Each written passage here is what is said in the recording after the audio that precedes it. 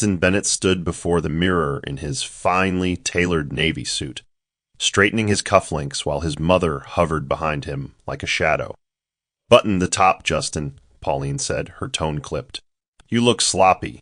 He obeyed instantly, as he always did. At 32, Justin had built a thriving logistics firm, carried his late father's legacy on his back, and sat on several corporate boards. Yet his greatest fear remained disappointing the woman who raised him. Pauline Bennett was not an easy woman to please. Ever since Justin's father, Clayton Bennett, passed away 10 years ago, Pauline had stepped into the role of both parent and gatekeeper with rigid intensity. Her love came with sharp edges and high expectations. She groomed Justin like a show horse, molding his career, his speech, even the way he held his wine glass at events. There was no room for mistakes. Love, to her, was a performance, and Justin, eager to honor his father's memory, performed obediently. Behind closed doors, however, Justin often sat in silence, staring at his ceiling and wondering if this life, his perfectly curated, highly publicized life, is truly his own. He wasn't unhappy, but he wasn't fulfilled either. Something vital always felt missing, like he was merely a guest in his own future. When he brought up wanting to date for love rather than image, Pauline rolled her eyes. "You're not a teenager, Justin. You marry smart, not soft. You marry to elevate." And by elevate, she meant someone like Brenda Clayton, daughter of a senator, glamorous and calculated. Justin nodded and smiled at her suggestions, but a quiet rebellion had been growing in his chest. That rebellion had a name, Rebecca, a woman with no lineage, no political ties, no polished reputation. Just soft eyes, meaningful laughter, and a heart that didn't care for titles. But she was abroad, finishing her master's program, and out of Pauline's line of sight. For now. And Justin liked it that way. In Rebecca's absence, he found a sliver of freedom to breathe. But even in those rare moments of peace, Pauline's voice lingered. "Don't let me down, Justin. You know what your father would have wanted." He clenched his jaw and whispered, "Yes, mother." Justin had met Rebecca 2 years earlier at a business seminar in Cape Town. She wasn't supposed to be there. She'd come to support a friend presenting on women's healthcare systems in West Africa. While others networked aggressively, Rebecca stood alone by a window, sipping water and smiling politely at anyone who passed. Justin had approached her out of curiosity, not expectation. What followed wasn't explosive, but it was honest, hours of conversation about loss, ambition, and the burdens of public life. She didn't flinch when he mentioned his mother's controlling ways. She simply said, "It must be exhausting living for someone else." No woman had ever spoken to him that way, not judgmental, just quietly perceptive. For the first time, he didn't feel the need to impress. They kept in touch after the seminar, their conversations deepening with each late-night call. By the time she left for England to complete her master's in public health, they had already fallen into a rhythm of emotional dependence. Justin didn't propose on bended knee. One day during a visit to London, he simply said, "Let's get married quietly." And she, unsure of where it would lead but trusting the gentleness in his voice, said yes. The courthouse wedding in Brighton was modest. No photographers, no guests. Just two people who believed that love didn't need an audience. "Are you sure this is what you want?" Rebecca had asked, holding his hand tightly. "Yes," Justin had whispered. "For the first time, I'm doing something for me." They had kissed after signing the papers, walked along the beach afterward, and made plans for their future between shared cups of hot chocolate. But the moment Justin returned to Lagos, the pressure resumed. He didn't tell Pauline. He wasn't ready. At first, he reasoned it was because he wanted to protect Rebecca from the chaos, but deep down, he knew it was fear of the wrath his mother would unleash. So he kept the marriage quiet. Rebecca continued her studies abroad, believing they were building towards something whole and honest. Justin, meanwhile, compartmentalized husband in secret, obedient son in public. When she messaged excitedly about finishing her degree and returning home, he congratulated her, heart-pounding. He wasn't sure if he was ready to face the collision of the two worlds he'd built. But he promised her, "I'll be waiting at the airport." And he meant it, even if he had no idea what would come next. The moment Pauline opened the front door and saw Rebecca step inside, dragging her modest luggage behind her, her expression barely shifted. A thin smile curled her lips, the kind that didn't reach her eyes. "So, you're the girl from abroad," she said, voice clipped. Justin quickly moved to take Rebecca's hand, but Pauline had already turned away, calling over her shoulder, "We'll talk after I finish my tea." It was a chilling welcome. Rebecca tried to stay composed, trying not to let the woman's coldness pierce the excitement she had brought home. That evening, during dinner, Pauline said nothing for the first 10 minutes. She simply observed Rebecca, her eyes scanning every gesture, every sentence. Then, without warning, she folded her napkin and said, "You didn't come from a family I know, and that worries me." Justin stiffened, but before he could speak, Pauline added, "Marriage isn't a charity program. We build alliances in this family." Rebecca's hand tightened around her fork. "I didn't come here to take anything," she said softly. "I came here because your son asked me to." Pauline laughed, short and sharp. Men ask for a lot of things when they're lonely. Justin remained largely silent that night, torn between the woman who had shaped his life and the woman who now shared his last name. After Rebecca retired to the guest room, because Pauline insisted it's improper to share a room before a church blessing, Pauline confronted him. "You married her without my blessing," she snapped. "You humiliated me, Justin." He opened his mouth to defend himself, but her next words cut deeper than he expected. "She'll drag you down. I see it already." Over the next week, Pauline launched a quiet campaign, subtle comments at meals, cool silences, and the constant, looming presence of Brenda Clayton. Brenda began appearing at events Justin attended, always perfectly dressed, always full of smiles for Pauline. One evening, Pauline casually remarked, "Brenda would have been the right choice. She knows how to move in our circles." She was just invited to the governor's daughter's wedding. Justin didn't respond, but his mind began to split, his loyalty to his mother battling his commitment to his wife. And all the while, Rebecca began to shrink, sensing the undercurrent, the judgment, and the war she had walked into without ever throwing a punch. When Rebecca returned to the living room after unpacking, the house was quiet, too quiet. Justin was in his study, buried in documents, and Pauline had disappeared upstairs. Dinner that night was a mechanical affair. Pauline made no attempt at conversation, and Justin offered brief replies, most of them ending in nods or awkward smiles. The warmth Rebecca had envisioned, the welcome hugs, maybe a proud mother-in-law gushing over her success abroad, was absent. What she got instead was a sterile house, a husband who avoided eye contact, and a silence that pressed against her skin like wet cloth. She tried to bring up stories from her program, mentioned exciting research projects she worked on, but no one asked questions. No one even said, "Well done." When she finished helping to clear the table, Pauline said with a cold smile, "We have staff for that, dear. This isn't a village kitchen." The next few days followed a similar pattern. Justin left early for work, came home late, and mumbled vague apologies about meetings and stress. Pauline filled the space he left with quiet sabotage. Once, when Rebecca set the table, Pauline rearranged everything. "The forks go here. Hasn't anyone taught you etiquette?" Another time, she intercepted a call from one of Rebecca's former professors.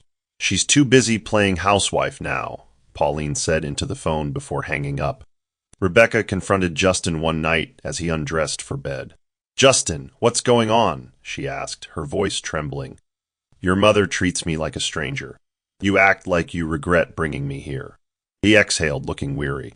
"She just needs time. She's protective. This was sudden for her." Rebecca stared at him, her heart sinking. "It wasn't sudden for you. You asked me to marry you." He looked away, and that silence spoke louder than any argument. That night, Rebecca lay awake in the guest room, not because she wanted space, but because it had already been given to her.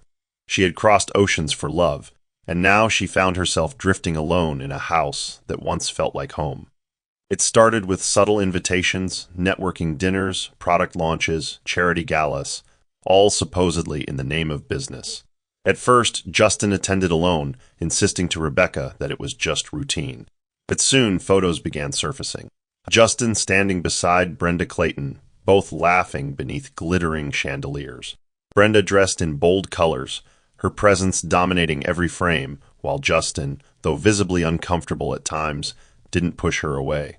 One evening, Rebecca returned from grocery shopping and found Brenda seated on the living room couch, sipping wine with Pauline. "Oh," Brenda said with mock surprise, "you must be the wife." Rebecca offered a small smile, her heart pounding. "I am, and you?" Brenda didn't flinch. "Old friend of the family. Pauline's like a second mother." The message was clear. She belonged here. Rebecca, standing with her keys in hand, suddenly felt like the guest. Later that night, Rebecca confronted Justin. "She was in our house today, Justin, sitting with your mother like she lives here." He rubbed his temples, exhausted. "It's politics, Rebecca. My mother wants her around for appearances. It's harmless." Rebecca's voice broke. "Is it harmless that you're showing up in press photos with her more than you've been seen with your own wife?" Justin flinched. "Why are you making this about jealousy?" he snapped. "It's nothing." She took a deep breath, blinking back tears. "It becomes something when you let her sit where I belong." The room grew quiet. Justin didn't respond. The silence between them wasn't new, but this time it felt irreversible. Days passed, and Brenda's presence grew bolder. She sent Justin gifts, left handwritten notes. Once, Rebecca found a gold pen engraved with "To Justin, build your empire." She left it on his desk without a word. That night, he barely noticed it. He was too busy preparing for another gala, one that Rebecca was never invited to attend. The distance between them wasn't just emotional, it became physical. Their shared bedroom grew cold, filled with quiet tension and ghosted conversations. Justin no longer kissed her goodnight. He barely touched her at all. Rebecca tried to bridge the growing gap, leaving small notes in his briefcase, making his favorite meals, offering to pray with him at night. Each effort was met with indifferent nods or tired sighs.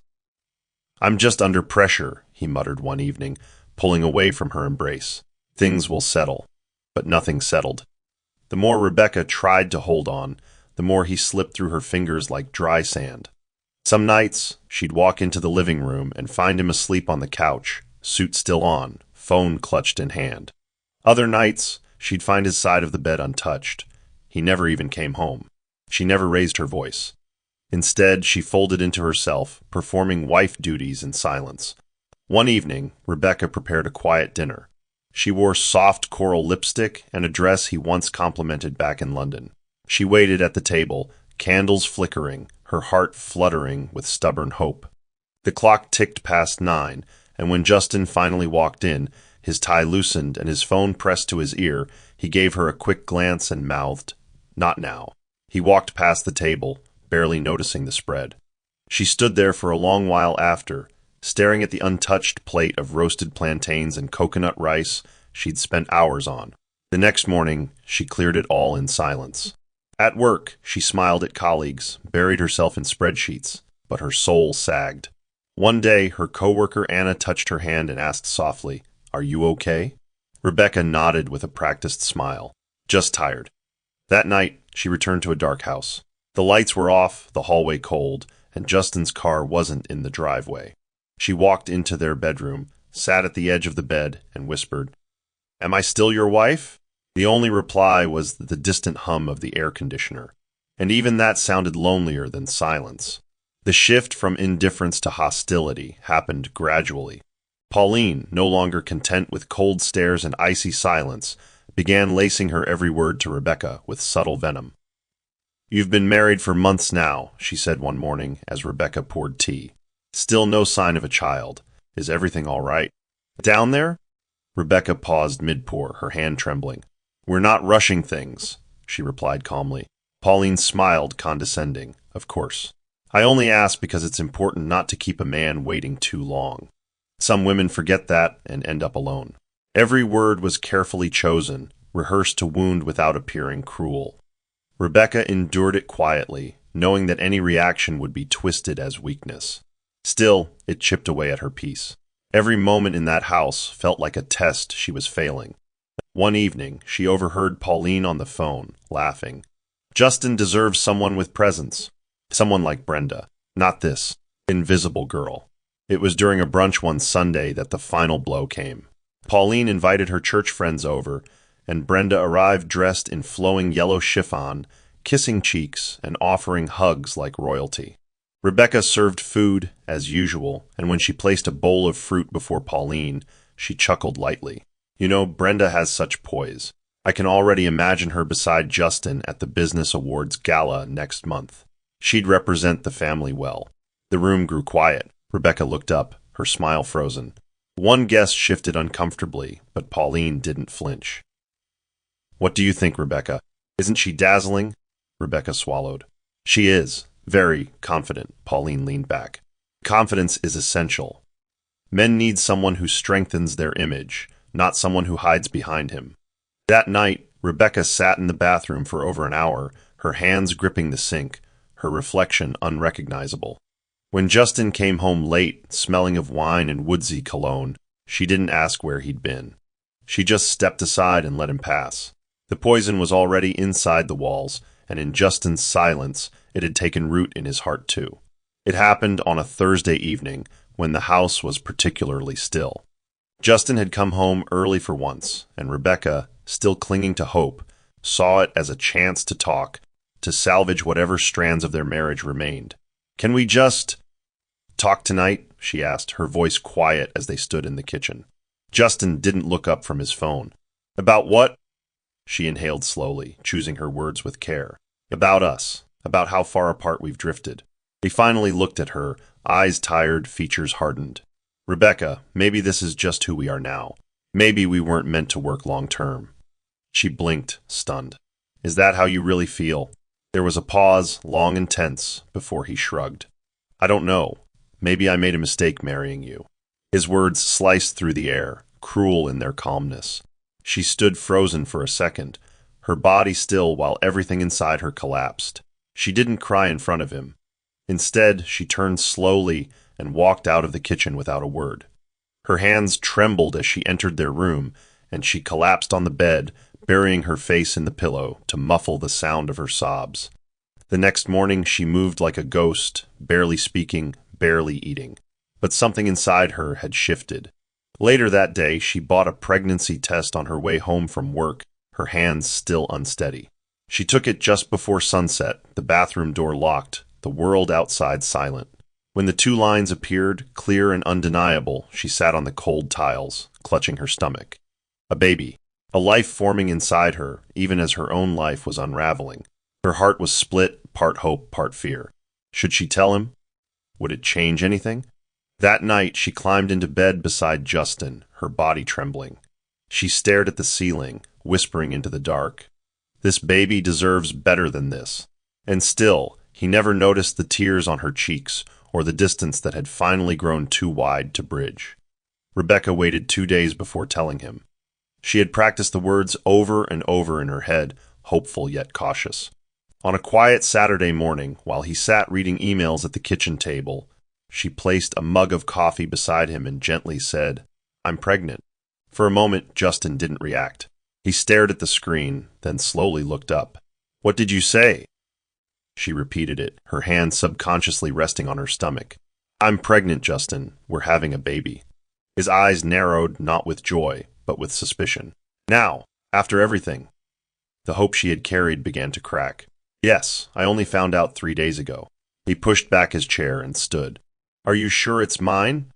The words fell like glass shattering on tile. Rebecca took a step back, stunned. How? How could you say that to me? He didn't answer. Instead, he left the room, pulling out his phone. That afternoon, Pauline called. Her voice was icy. I've heard the news, she said. How convenient. Suddenly you're pregnant, just when things are falling apart. Rebecca swallowed hard. It's your grandchild, whether you want to believe it or not. Pauline scoffed. You think a child will secure your place? Think again. If you're trying to trap my son, it won't work. Justin didn't defend Rebecca. He sat silently on the other end of the room, refusing to meet her eyes. That evening, she packed a small overnight bag, not to leave forever, but to breathe. As she walked to the door, Justin finally spoke. If this is some tactic, it's cruel. I'm tired, Rebecca. She turned to him with tears in her eyes. No, what's cruel is doubting the woman you vowed to love. What's cruel is letting everyone else's voice drown out the truth. She left that night, not because she had given up, but because she had to protect what remained of her dignity. And the small life growing inside her deserved at least that much. Rebecca returned to the house only once after that night to collect the rest of her belongings. No screaming match, no heated exchanges. She moved like someone who had accepted what couldn't be changed. The housekeeper watched her from the staircase with wide, sympathetic eyes. As she gently folded her clothes into a single suitcase, she paused once to sit on the edge of the bed, her palm resting over her stomach. "We're going to be okay," she whispered to her unborn child. "Even if no one believes in us right now, I will. I have to."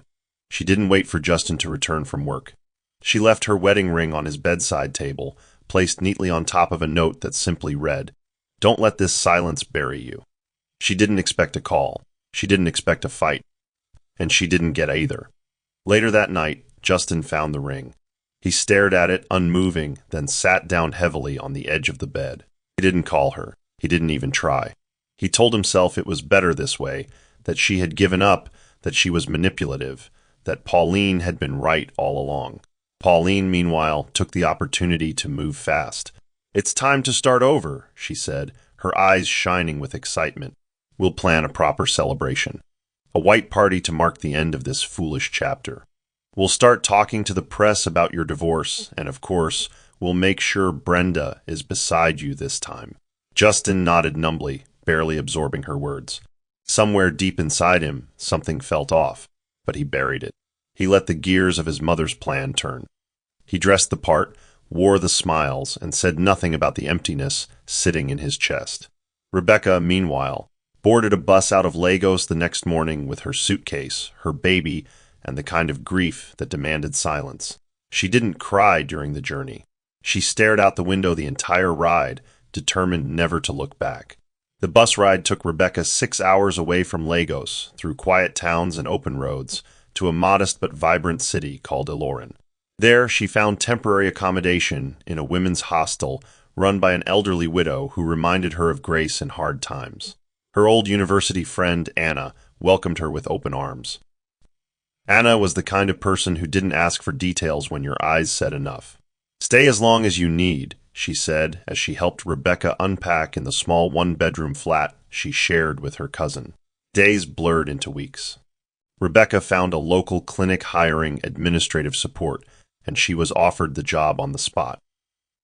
"Your experience speaks for itself," the manager had said after reviewing her credentials.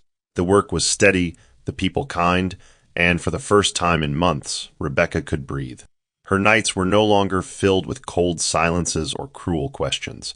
Instead, she would sit by the window, palm resting gently on her swelling belly, watching stars flicker in the dark sky while murmuring prayers over her unborn son. When the time came, the labor was long, almost unbearable, but Anna never left her side. Elijah Bennett was born just after dawn, his cries piercing and strong, his tiny fist curled tightly around Rebecca's finger. "He has your eyes," Anna whispered, tears in her own. But Rebecca knew better. Those were Justin's eyes, wide and brown and searching. In that hospital room, as she cradled the newborn to her chest, a quiet love bloomed in her that no rejection could destroy. She didn't send announcements. No calls to Lagos, no reaching out to Justin.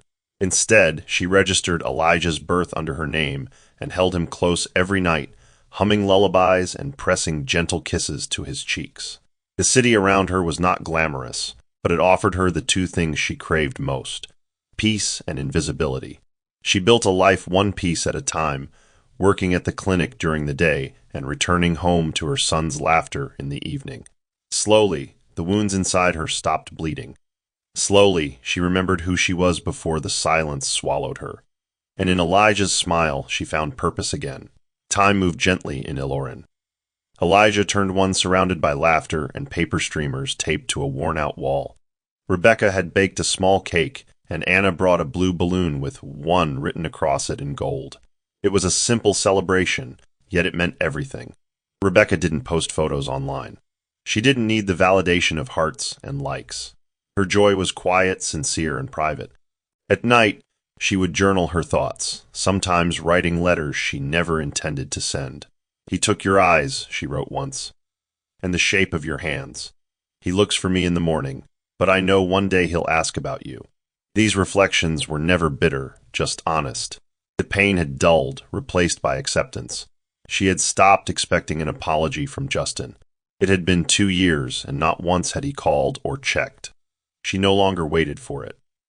Elijah's second birthday arrived with more excitement than the first.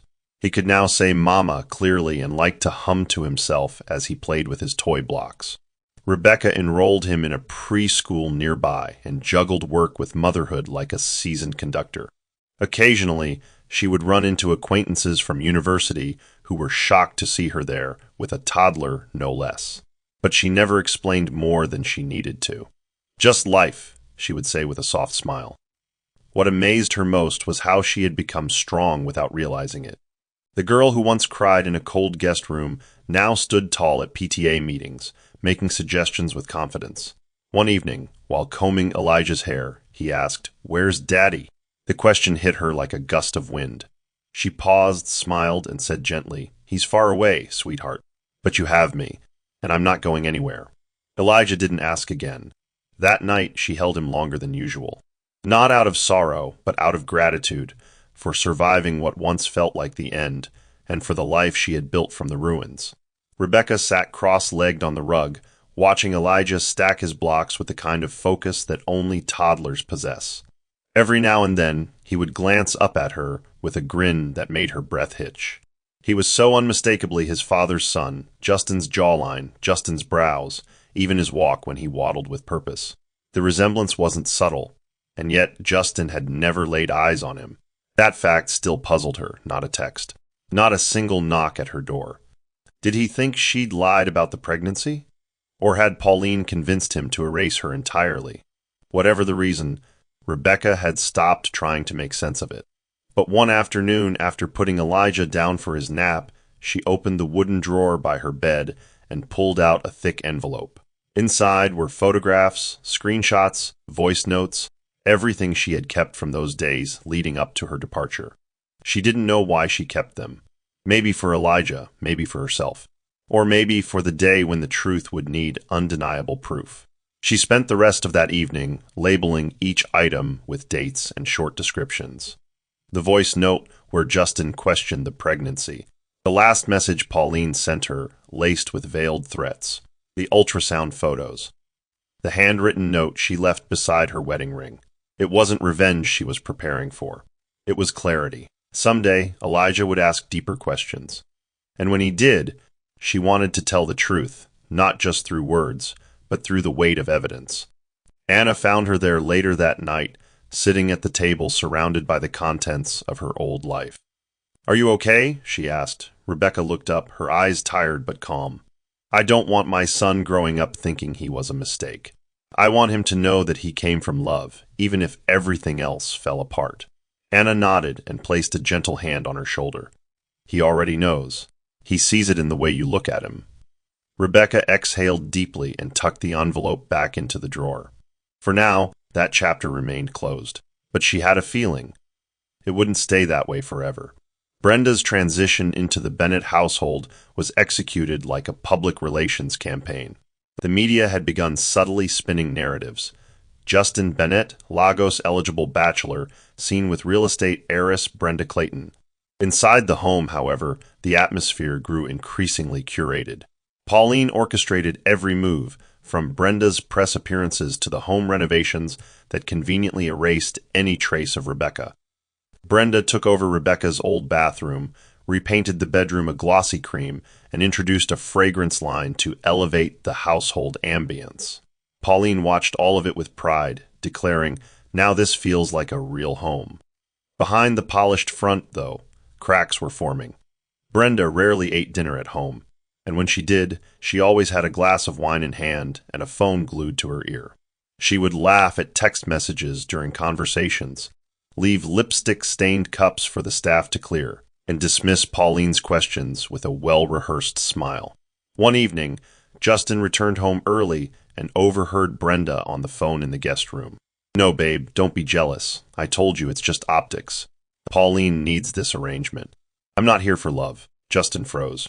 For a moment, the words didn't register. Then they did, and something inside him snapped into focus. He knocked on the door, and Brenda opened it mid-laugh, startled. "Everything okay?" he asked. She waved him off. "Just my cousin. You know how dramatic they are." He nodded but said nothing.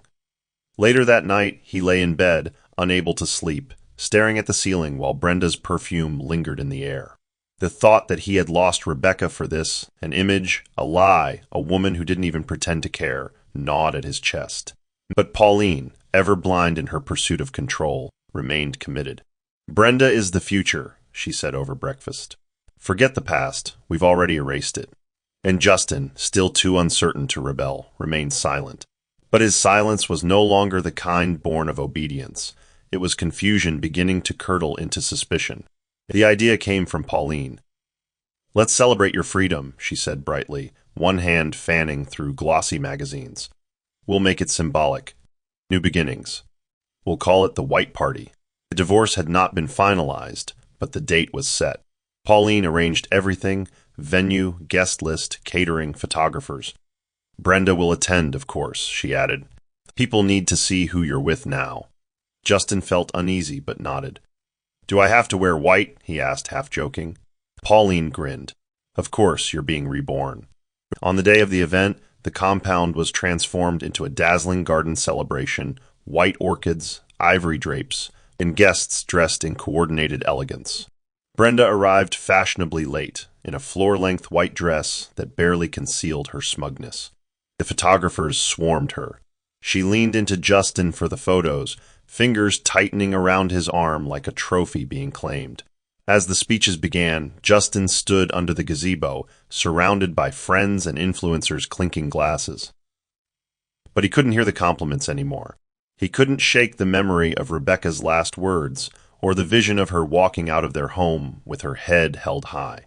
In the corner, Brenda posed for selfies with sponsors. Pauline flitted from group to group, congratulating herself through her son's reinvention. And Justin, despite the music and laughter, felt like an intruder in his own life. Later that night, as he undressed, he stared at the white shirt he wore, the symbol of his new beginning. It felt like a costume, hollow. He sat on the edge of the bed, scrolling through his gallery. There, tucked between company dinners and conference photos, was a picture of Rebecca in a mustard yellow dress, barefoot in their old kitchen, laughing as she stirred a goosey soup. He stared at it for a long time, his heart tightening in ways he couldn't explain. "What have I done?" he whispered to no one. It arrived in a brown envelope, folded neatly and hand-delivered to the front desk of the clinic where Rebecca worked. The receptionist had called her in from lunch. "Ma, someone dropped this for you." Rebecca took it, her breath catching at the official seal. She stepped outside, heart pounding, and opened it slowly. The letter inside confirmed the final divorce hearing, 2 weeks away in Lagos. Her name stared back at her, tethered still to Justin's. She sat on the bench outside, clutching the paper, her lunch forgotten. It wasn't a surprise, not entirely. But seeing it in writing, final, irreversible, made something deep inside her ache. That night, she read it over again. "This is closure," she told herself aloud. But when she glanced over at Elijah playing with his toy elephant, the weight of everything she had endured threatened to bury her all over again. Anna came home to find Rebecca quiet, sitting at the kitchen table with a cup of untouched tea. "It's the court notice," Rebecca said, sliding the paper across the table. Anna skimmed it and looked up. "Are you going to attend?" Rebecca nodded slowly. "Yes, I have to." There was a pause before she added, "He never saw Elijah. Never even asked. Maybe that's all the answer I need. But he should see what he walked away from." Anna reached over and took her hand. "You don't need to prove anything, Becca." Rebecca's voice didn't waver. "It's not about proof. It's about truth. I won't let them rewrite my story like I never mattered. Like my son doesn't exist." That night, she pulled out the red silk dress she had worn once, before everything unraveled. She hadn't planned on wearing it again. But now it felt like the right choice. Not for vanity, for presence, for dignity, for the woman she became in silence. "He wore white to bury the past," she murmured, smoothing the fabric. "I'll wear red to resurrect it." The red silk dress lay stretched across the bed like a memory reborn. Rebecca stood before it, holding Elijah in one arm while gently running her free hand over the fabric. The color was bold, the neckline modest, the hem kissed her ankles when she tried it on again. It wasn't just a dress anymore, it was armor. "Mama's going somewhere important," she whispered into Elijah's ear, brushing his curls back. Anna, who had been standing by the doorway, stepped forward. "Are you sure about this?" Rebecca nodded. "It's not about showing off. It's about finishing something, properly." Anna didn't argue. She simply walked over to the wardrobe and pulled out a pair of low-heeled shoes. Then go finish it looking like the woman they tried to erase. Rebecca smiled faintly and packed Elijah's things with care, snacks, water, his favorite knitted elephant. He would be coming with her. The drive to Lagos was long and quiet.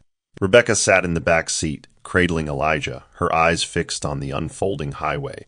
She wasn't angry. Anger had burned out long ago. What remained was clarity. She had spent 2 years rebuilding a life in the shadows.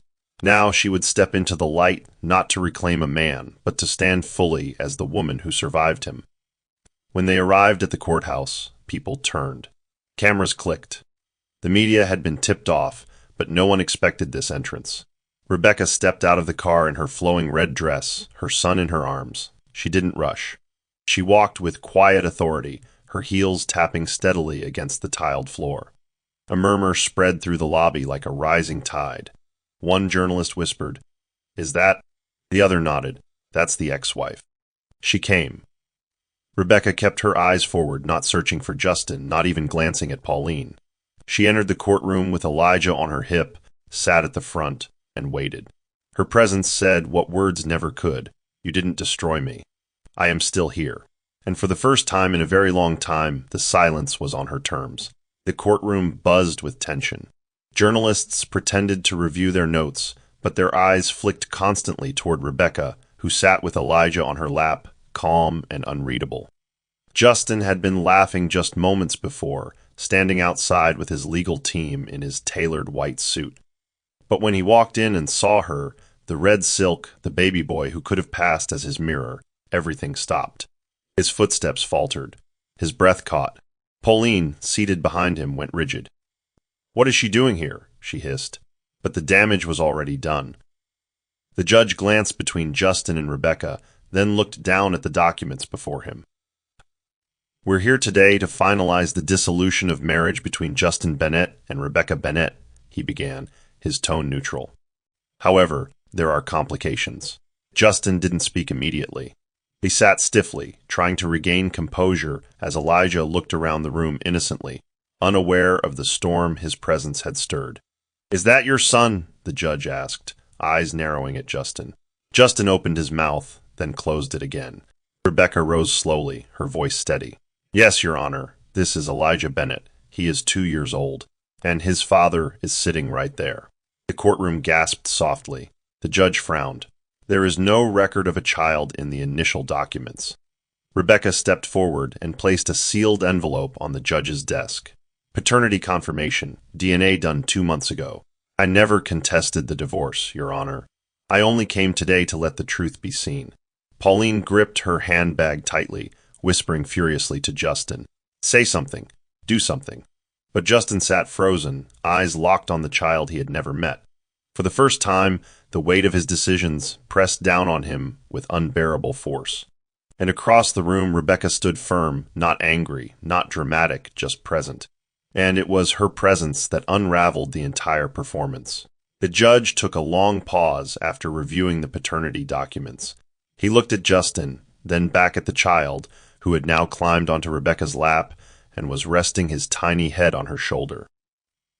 "This hearing cannot proceed without a formal review of parental rights," he announced. "This child changes everything." Gasps rippled through the courtroom. Brenda shifted in her seat, eyes darting toward the exit. Pauline rose from her bench. "Your Honor," she began, voice trembling, "this woman has ambushed us.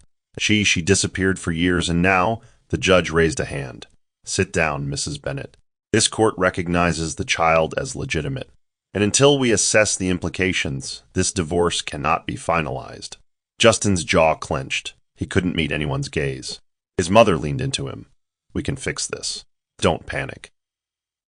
But there was no fixing the moment when Brenda stood, heels clicking loudly against the marble floor, and said, Actually, Your Honor, I'd like to make a statement. All eyes turned to her. She smiled, cool and deliberate, and then walked toward the front of the court. I've been the subject of many assumptions, she began, and I'd like to clear the air before I leave. Pauline looked confused. Justin looked alarmed. Brenda turned toward them and said plainly, I'm married. Happily married. My husband's name is Jim Delgado. He's waiting outside. She glanced at the press gallery and added with a smirk, We used this entire charade to secure contracts through the Bennett name. It worked beautifully. But now that the truth is in the room, I suppose I'm done playing pretend. The room erupted in gasps. Pauline turned pale. Justin stood up, shocked. You what? He breathed. Brenda shrugged.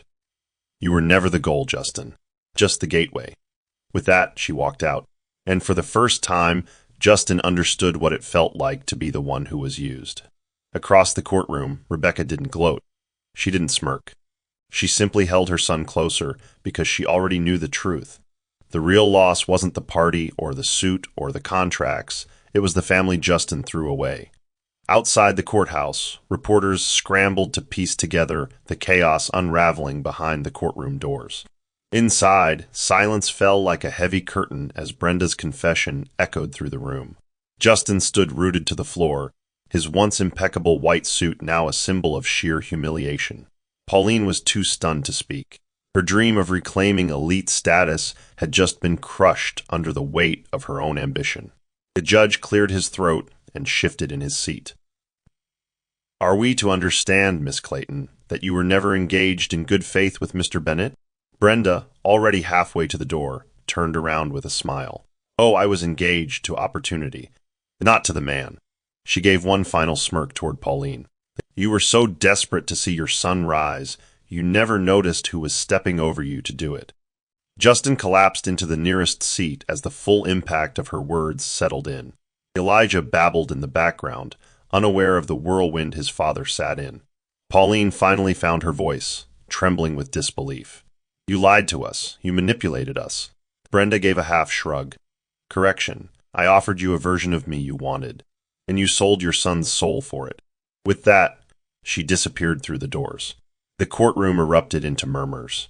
The judge called for a recess, giving Justin time to sit with the disgrace he could no longer deny. He turned toward Rebecca, who now stood with Elijah balanced on her hip, silent and poised.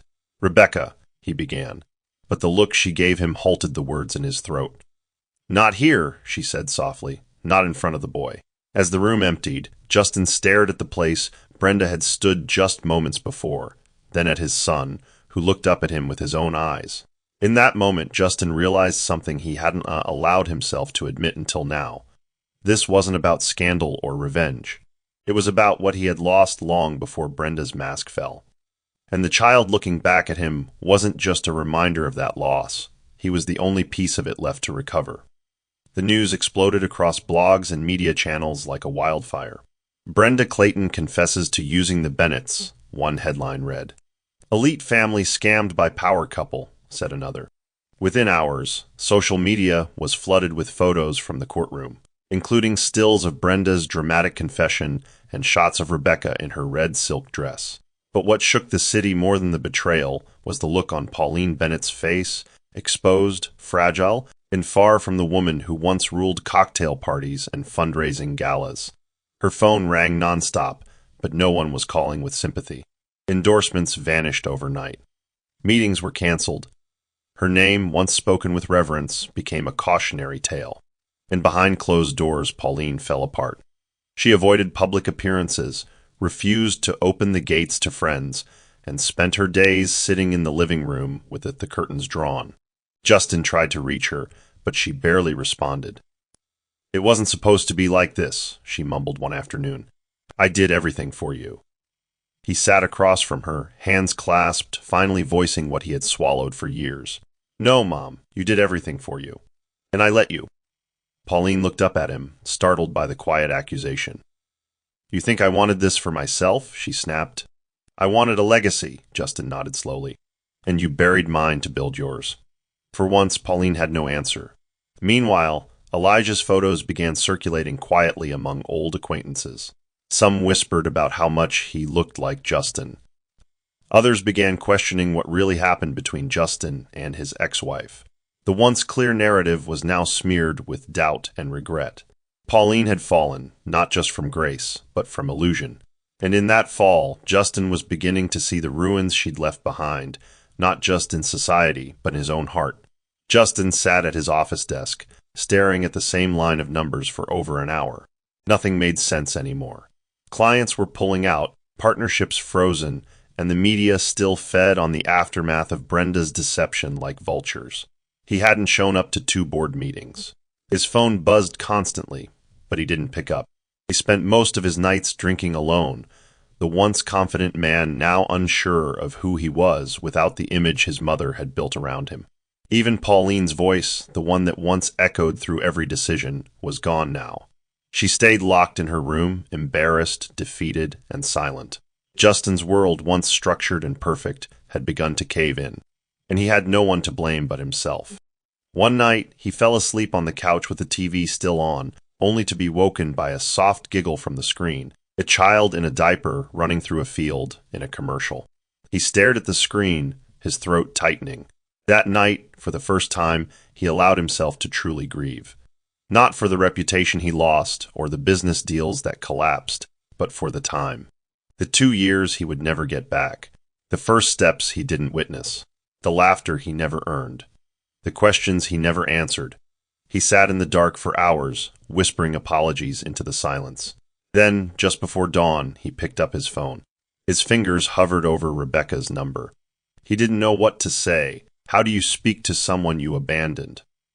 What do you say to a woman who survived your silence? But he knew one thing. He had to try. So he sent a message that simply read, "Can I see him?" And for the first time in months, his hands trembled with something other than shame.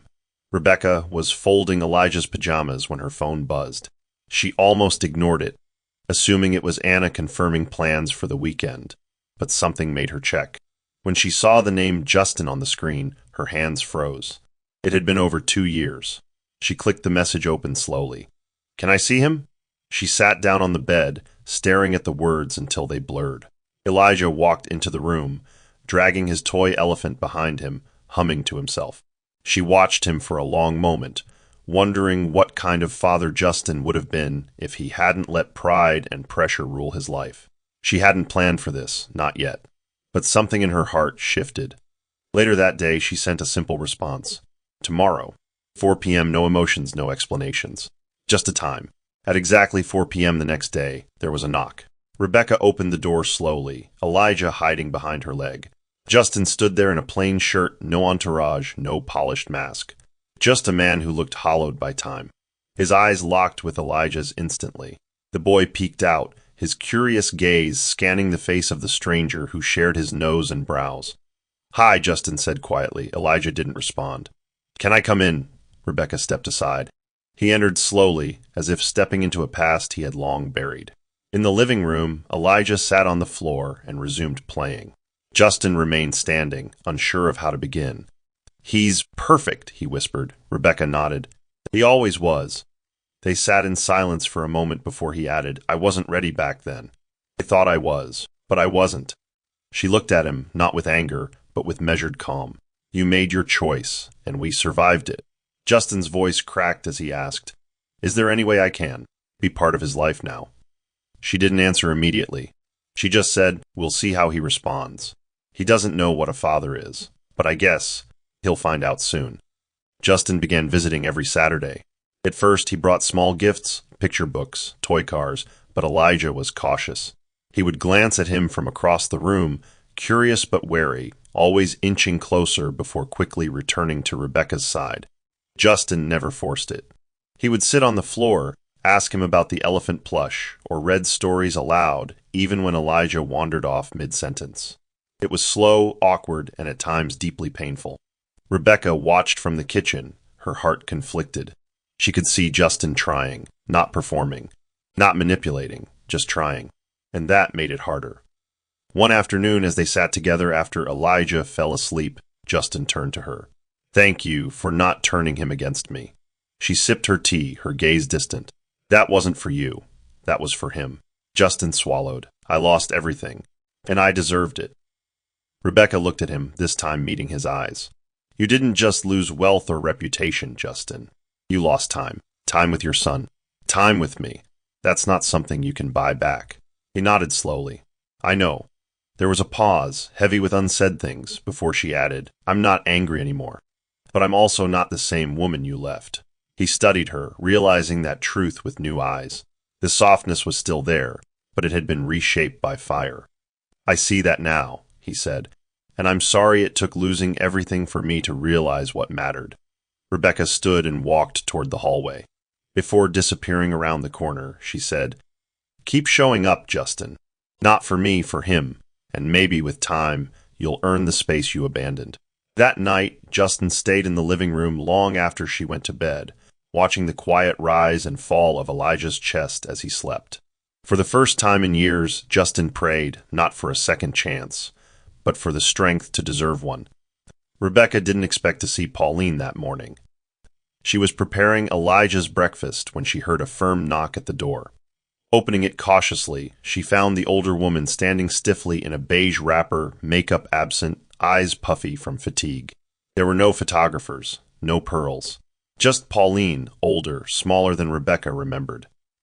Can I speak with you? She asked quietly. Rebecca didn't answer. She stepped aside, holding the door open. Pauline walked in like a woman entering a sanctuary she'd once defiled. She glanced at Elijah, who peeked out from the hallway, then looked down, ashamed. He looks just like Justin, she whispered. Rebecca nodded but said nothing. They sat down on opposite ends of the couch, the distance between them loaded with memory. I was wrong, Pauline said, voice cracking. About everything. Rebecca folded her arms. What do you want, Pauline? The woman hesitated, then slowly got down on her knees. I'm not here to beg for Justin. I'm here to beg for myself. Rebecca's eyes widened. Excuse me? Pauline's voice trembled. I destroyed our home. I pushed my son into darkness, and I never once saw you for who you were. I judged you by status, not by heart. I'm sorry. For a long time, Rebecca said nothing. Then she spoke, each word carefully chosen. You took everything from me, my name, my dignity. You made me feel invisible. Pauline nodded, eyes filled with tears. And still, you raised him with grace. You protected him from all my poison. Rebecca stood slowly. I don't hate you, Pauline, but forgiveness isn't a performance. It takes time. Pauline rose shakily to her feet. Then I'll wait. Even if I have to sit outside this door every day. I will wait. That afternoon, as she watched Pauline walk away, Rebecca felt no satisfaction. Only closure. Not the kind that ends stories, but the kind that lets healing begin. Rebecca sat cross-legged on the floor one quiet evening, Elijah fast asleep in the room next door. Spread before her was a dusty shoebox filled with documents she hadn't touched in over a year. Contracts with untraceable signatures, voice notes transferred to a flash drive, and dozens of printed emails between Brenda and various associates, all evidence she had quietly collected during the weeks before she left Lagos.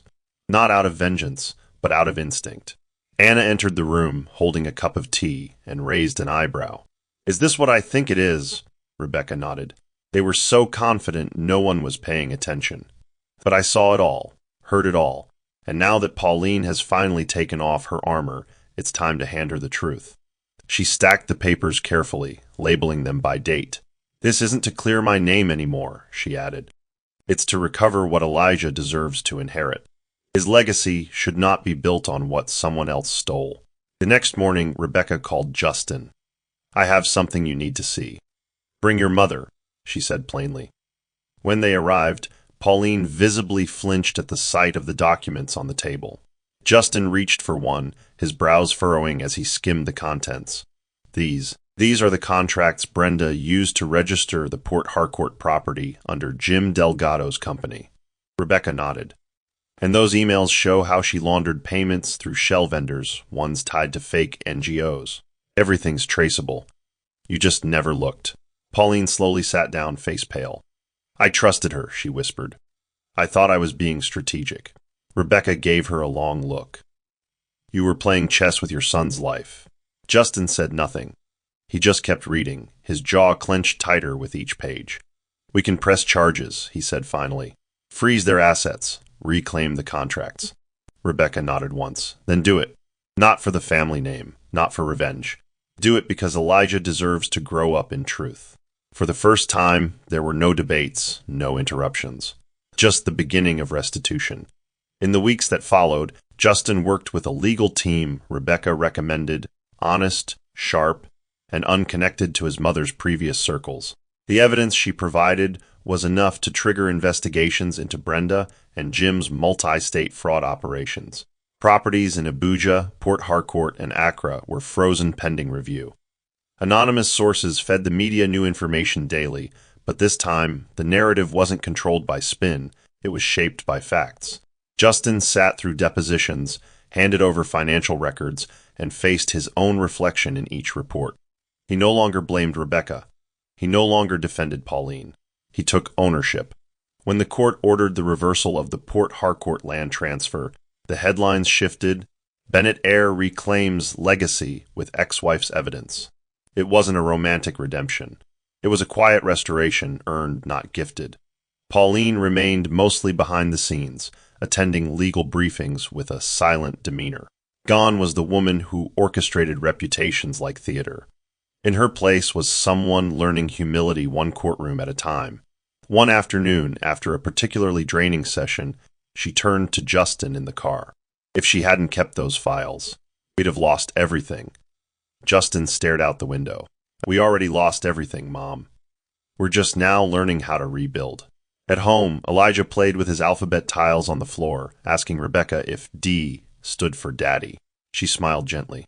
Yes, sweetheart, that's right. Justin overheard from the hallway. The sound softened something in him. That evening, he joined Elijah on the floor, letting the boy place the tiles on his chest while he laughed for the first time in weeks. Rebecca watched from the kitchen, arms folded, the edges of her lips lifting just slightly. The recovery wasn't complete. The scars would remain. But slowly, the house that once fell apart brick by brick was being rebuilt, not in grandeur, but in honesty. Saturdays became sacred. Justin would arrive with a backpack slung over one shoulder, filled with snacks, new picture books, and sometimes things he had no clue how to use but wanted to try, like tiny musical instruments or puzzles. At first, Elijah observed him like a visitor, tilting his head curiously before allowing him into his world. But children have a way of sensing change. It wasn't Justin's gifts that won him over. It was the way he let Elijah interrupt his thoughts, the way he listened when Elijah babbled stories that made no sense. One morning, Elijah insisted Justin wear his toy crown while they built blocks. Justin obeyed without protest, grinning as his son declared him king of the towers. Rebecca peeked from the hallway, quietly startled by the image. The man who once hid behind boardrooms and polished suits was now crawling on all fours, making lion sounds for a giggling toddler. They began routines. Storytime at 5 p.m. sharp, mango slices cut a certain way, and trips to the small park behind Rebecca's flat. Justin, once stiff and always formal, now carried a stroller with ease and had a list of favorite bedtime songs saved on his phone.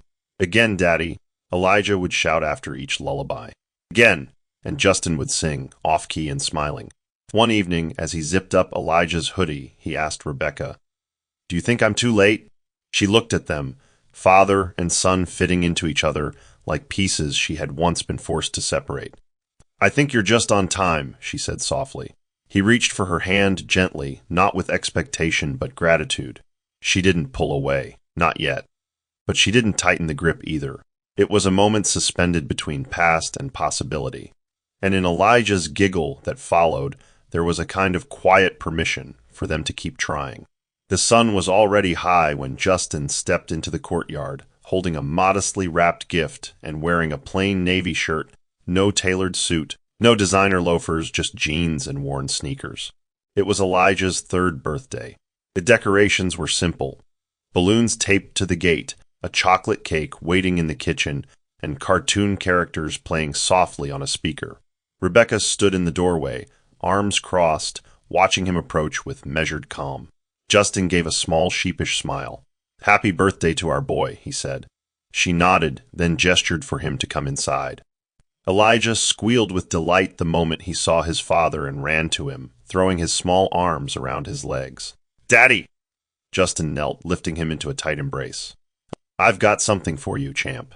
But the gift he handed over was not for the boy alone. It came with meaning. After cake and laughter, Rebecca returned to the kitchen to clean up. Justin followed, holding a carefully folded red scarf. "This is for you," he said. She looked at it, her brows furrowed. "What's this?" He held it out. "A red silk scarf, like the dress you wore in court. I've thought about that day a lot, how strong you looked. How wrong I was." Rebecca took the scarf in her hand slowly. It shimmered in the light, familiar and soft. "You think a gift can erase all that happened?" she asked.